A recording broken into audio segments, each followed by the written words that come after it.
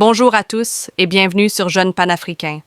Aujourd'hui, découvrez comment le capitaine Ibrahim Traoré, président de transition du Burkina Faso, s'inspire de l'esprit révolutionnaire de Thomas Sankara tout en dessinant sa propre voie.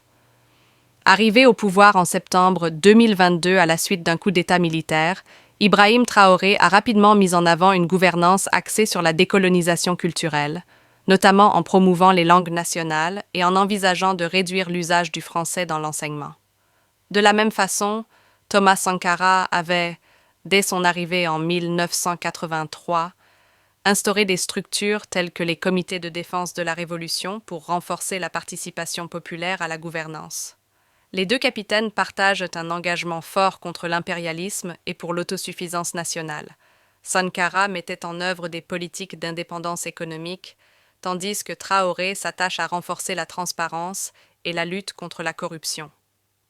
Tous deux ont choisi le pouvoir militaire pour renverser un ordre qu'ils jugeaient néocolonial et inégalitaire.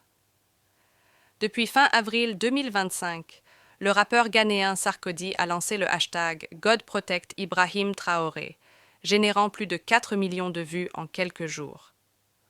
En écho, la jeunesse africaine francophone, anglophone et arabophone a inondé les réseaux sociaux de messages de soutien, perpétuant l'héritage de mobilisation populaire que Sankara avait su créer dans les années 1980. Thomas Sankara avait lancé des programmes de vaccination de masse, des campagnes de reforestation et de construction de logements sociaux pour éradiquer la misère.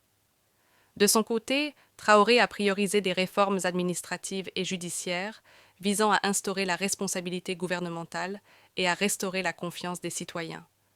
Sur le plan idéologique, Sankara affichait un socialisme marqué et une critique virulente du capitalisme. Traoré, lui, opte pour un discours panafricain plus pragmatique, parfois jugé proche de la communication politique moderne. Inspirés par cette tradition de résistance, les organisateurs appellent à une mobilisation mondiale le 30 avril 2025. Partagez vos photos avec le drapeau burkinabé, utilisez le hashtag Mobilisation 30 avril et montrez votre soutien. Et vous, que retenez-vous de cette continuité et de ces divergences entre Thomas Sankara et Ibrahim Traoré? Dites-le en commentaire, likez et abonnez-vous pour suivre l'actualité panafricaine.